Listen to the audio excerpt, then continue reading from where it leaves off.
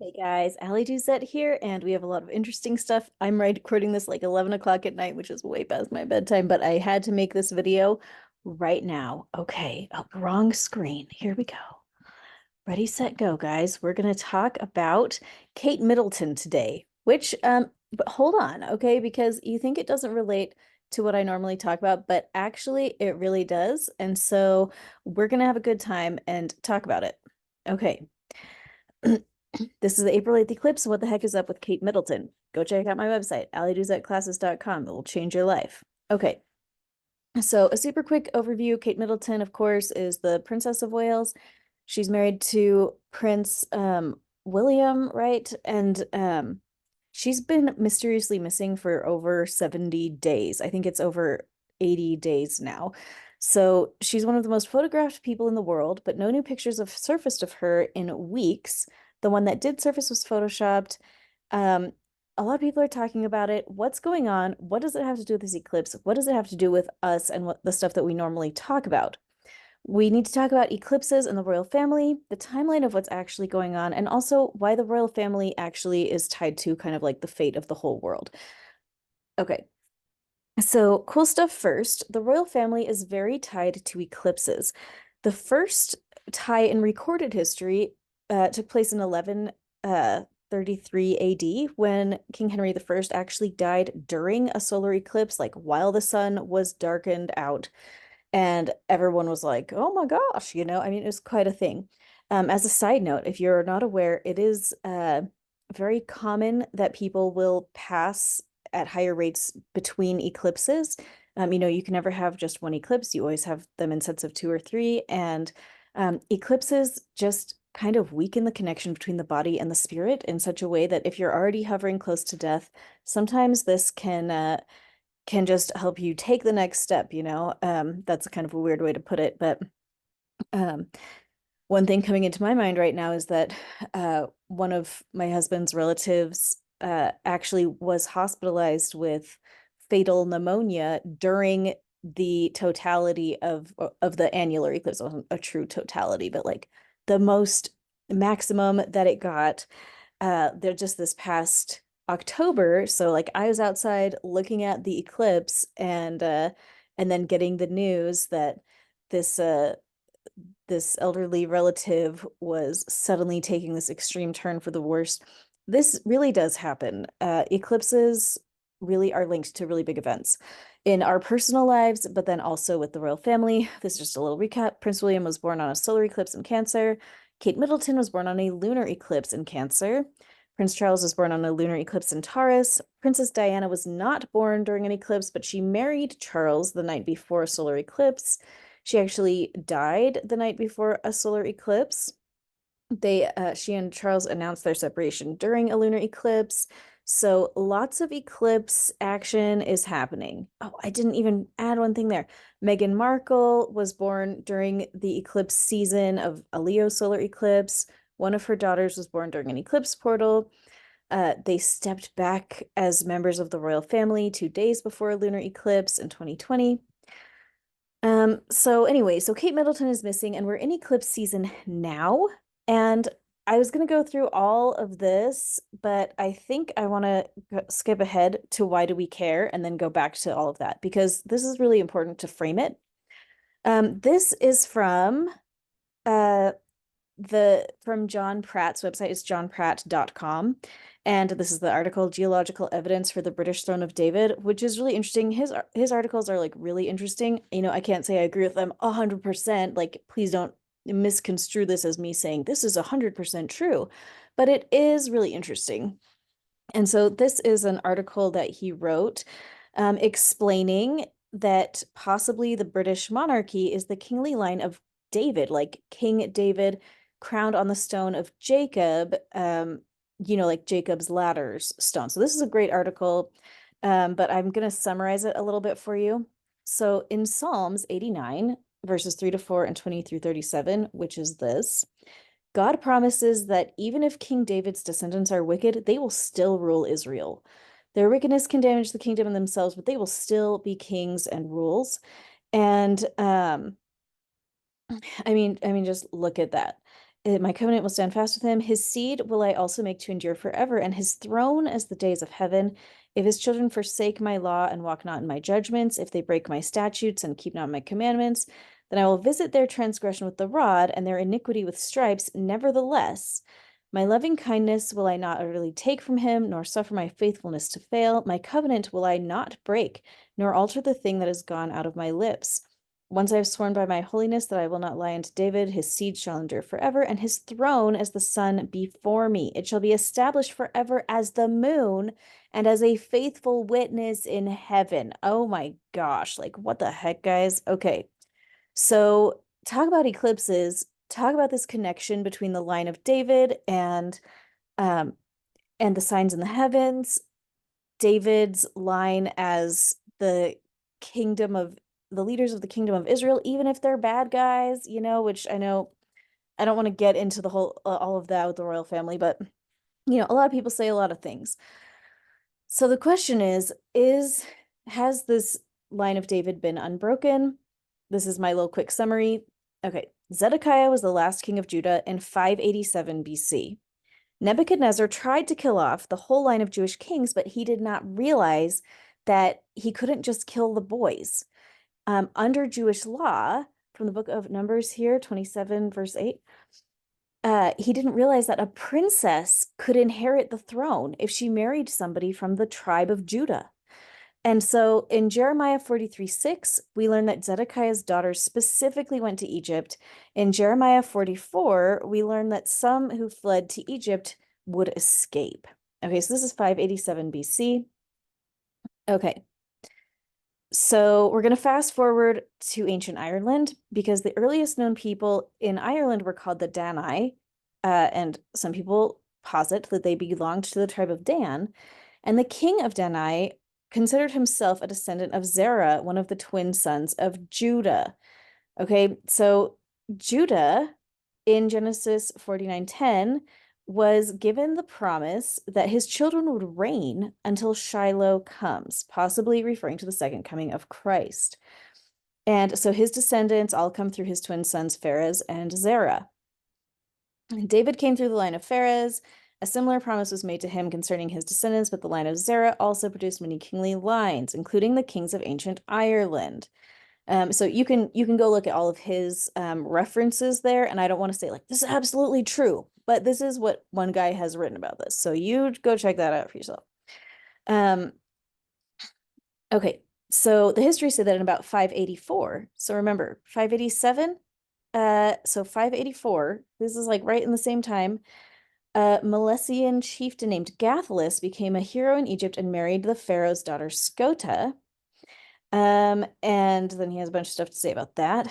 But this is one thing I wanted to mention. The flag of Northern Ireland combines the Star of David and the red hand of, sorry, that's of Pharez, and then the red hand of Zerah. But okay, so Gathalus and Scota had a son named, I don't know how to say that, Yocheb, who moved with his wife to Ireland and named the land Scotia and the people Scots after his mother. But some people actually believe that Scota was the daughter of King Zedekiah. And so, according to that article, Irish tradition apparently states that the group that went from Egypt to Ireland also brought with them the harp of David, and the harp is the symbol of Ireland on the royal flag. And it's funny because I was like Googling up about this, and the Wikipedia little thing that pops up, it's like, nobody knows why, but like, what, regardless of the reasons why the harp is on the flag. And I thought, oh, that's so interesting. But long story short, the story of the British royal family is very possibly linked to the story of Israel itself. I don't mean like the country of Israel. I mean like the house of Israel, the descendants of Abraham, who of course is going to comprise, you know, I mean, we're looking at a really big story. We're looking at a massive amount of people here. Because, as an American, I kind of sit here and think like, why do people care so much about the royal family? And I don't really mean it. I don't really mean that because I get it. There's like this big affinity for them, and it is kind of, it's I don't know. I don't want to talk about it. I'm sorry. It's so late and I'm a tired person, um but the story of the royal family really is uh much more tied, I think, to the fate of the planet than we probably see, to the extent that they may be the continued line of David as prophesied in Psalms 89.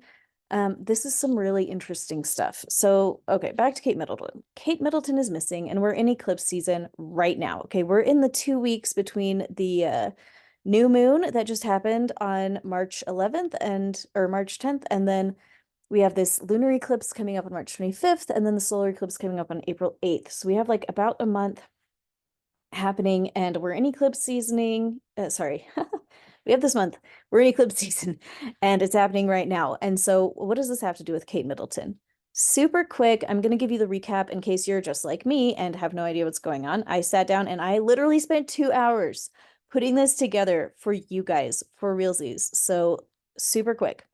The timeline: on January the 17th, Kensington Palace announced that Kate Middleton was going in for mystery planned abdominal surgery and would be gone for 2 weeks. Non-cancerous, they specified. Around the same time, I said they, but that is not true. Buckingham Palace announced that King Charles would be hospitalized for a prostate condition, like thousands of other men. So this is a little bit important. Kensington Palace and Buckingham Palace are two separate press teams, and Kensington Palace is the press team for Kate Middleton, and Buckingham Palace is the press team for King Charles. And they're handling these situations very differently. And when Charles left the hospital, Buckingham Palace, took pictures and they were kind of open about what was going on. But uh Kensington Palace has not been open about what's been going on with Kate Middleton. So this really came to a head on February the 27th, which is considered the birth of the drama of all of this, when everything really went crazy rumor-wise. So Prince William was supposed to speak at a thing honoring his late godfather, King Constantine of Greece, but at the very last second, he didn't show up, and everyone said, oh, something must have happened to his wife.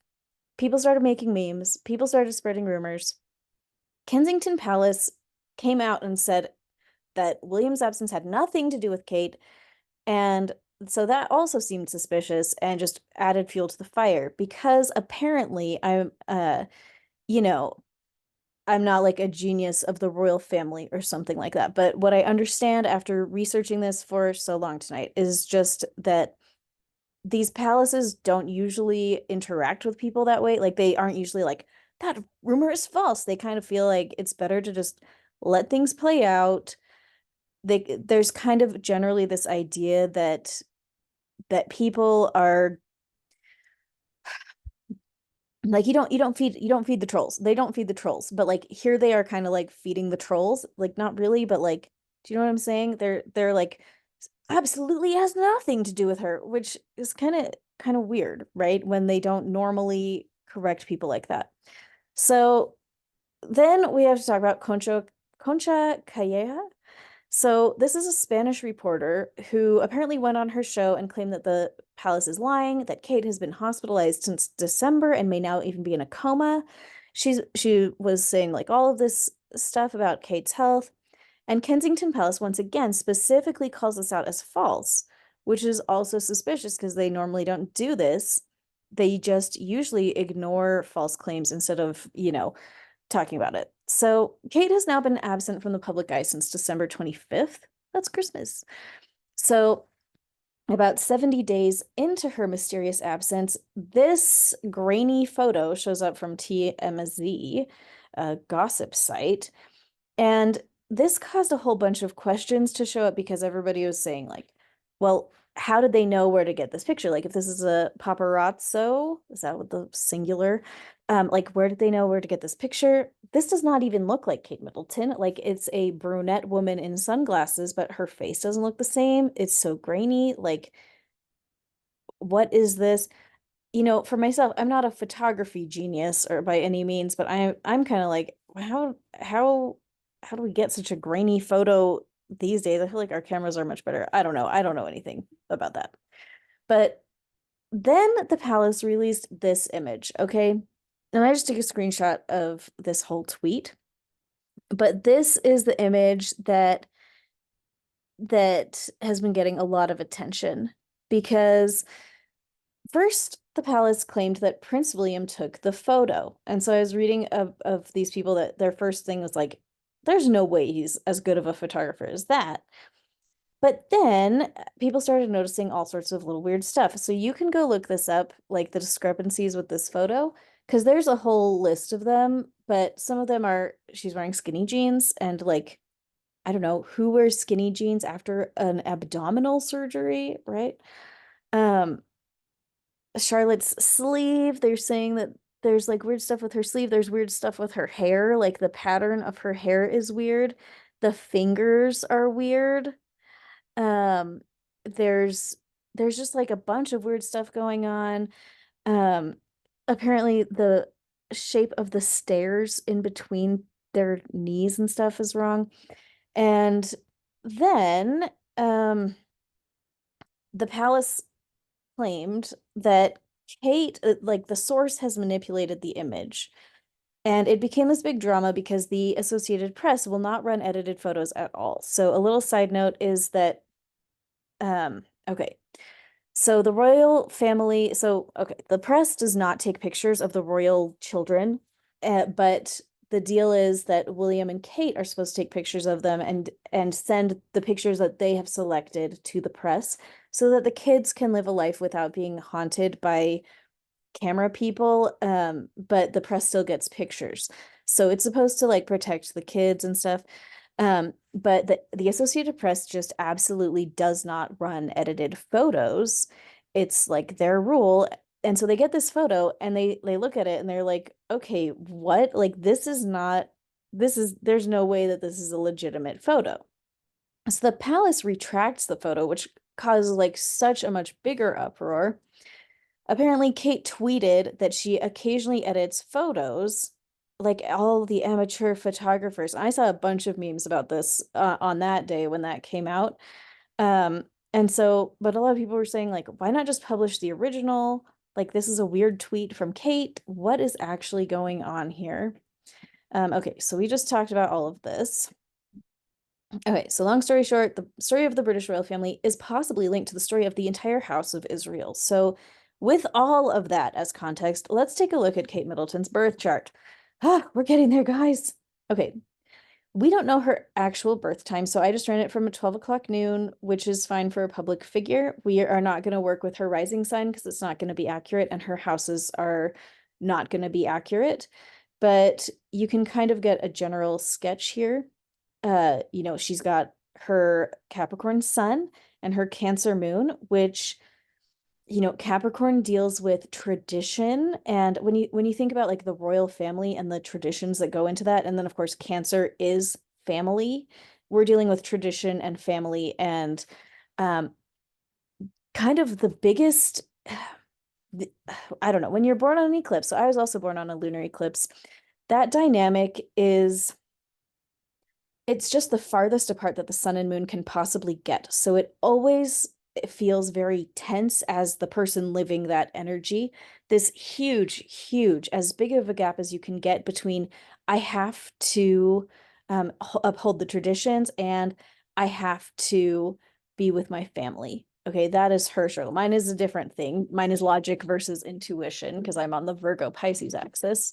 Not that you care, but just say every axis is going to be different. But for her, the big question of her life is how much is she going to adhere to traditions of state versus how much is she going to listen to her own intuition and be the mommy that she wants to be and that kind of thing. And these all let's see, this is making it looks like this moon is not making a true square with it, but this is making a T-square with the north node. Over here to uh Saturn in Libra. So this is going to be a really key player for what's going on right now. This is Kate Middleton's star chart on the inside and the March 25th lunar eclipse on the outside. And so when I was looking at this, a couple of different things stood out to me. First off, that this lunar eclipse is definitely going to be triggering her vertex, which is right here, this VX, and everything else going on in Libra, because this whole eclipse is going to invite everyone to really reevaluate everything that they've got going on in Libra. If you go to elixology.com and run your birth chart and whatever you've got going on in Libra, March 25th, the stuff surrounding March 25th is all going to be organically showing up for you personally to help you let go of whatever unhealthy patterns you've got going on in Libra. So what would that entail? What is Libra? Libra is the scales of justice. Okay, that's what this glyph means right here. It's the scales. And Libra is, of course, famously indecisive. There's so many memes about never go out to dinner with a Libra and expect them to make a choice about the menu. I mean, it's a joke, but a lot of times Libra energy can struggle a little bit with choosing because they can just see so easily the two sides of the coin. But Libra is all about relationships as well and alliances on an international level. On a personal level, we're talking marriages, friendships. If you have kind of like an alliance, I don't know, like the office style, would you like to form an alliance? But so here we have the moon here as far apart as it can get from the sun, with the earth coming in between, which is what makes it a lunar eclipse.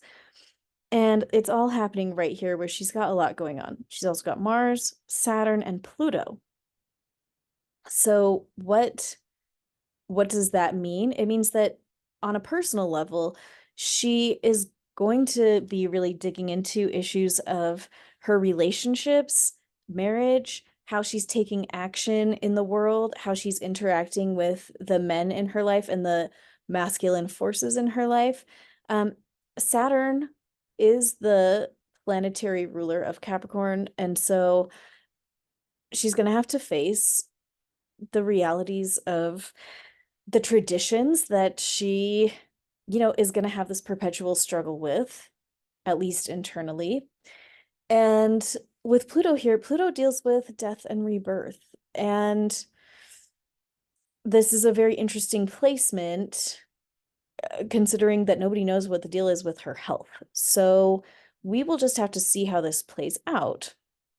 But this is the initial message here is that she personally is going to have to let go of a lot of things around old traditions, uh, you know, the health of her physical body, her relationship, um, especially with her husband, and how that does fit in with the traditions of the family, which, every family has traditions, but I think we can agree their family has way more traditions. It's going to be really something, and I don't know how it will exactly play out, but this is a really interesting dynamic. The other thing that really stood out to me is that so this eclipse has Jupiter at 15 degrees of Taurus, Uranus at 20 degrees of Taurus, sandwiching her Chiron at 18 degrees of Taurus. So what the heck does that mean? Um, what that means to me is that she's gonna see a massive expansion of unexpected things, possibly cataclysmic things, that kind of sandwich and expand her deepest soul wounds, which are, Taurus deals with land, it deals with stability, it deals with values. Taurus as an earth sign is also one that's a little bit more on the traditional end. So we're just gonna have to see how that shows up for her. But when I see this, I'm like, okay, currently Chiron is in Aries right here, bink, and I don't know, Aries deals with the physical body. I'm just really interested to see how her physical body, you know, comes out of this, Um, I know I said that kind of weird, but I mean it. I hope her body's okay. Just one human being to another human being. But okay, this is the April 8th eclipse. Okay, so it's a little similar to the last chart, but it's got its big differences. Of course, right here is a big one. The sun and the moon exact at 19 degrees, also exact Chiron, which, as I've mentioned in previous videos on this channel, we're looking at everybody in the whole world's deepest soul wounds getting triggered, possibly physical health stuff coming up for many of us.